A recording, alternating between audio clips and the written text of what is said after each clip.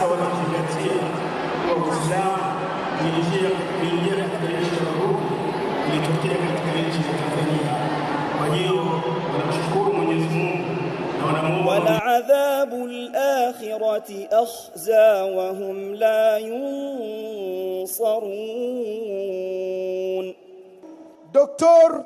Mufti wa Tanzania Abu Bakar Zubeir, lakini pia tunaye Charles Hilary, mkurugenzi mawasiliano ya Rais Ikulu ya Zesho. Tunaye Arif Suria, mwenyekiti wa Jamaatu Tablighi Tanzania. Hivi sasa ni nafasi ya mshiriki wa 11 ambaye ni Tiame Bona kutoka katika nchi ya Kongo Brazzaville. Iran tuna mamufti pia watatu. Mufti wa Uganda tunaye hapa, tunaye mufti wa Rwanda.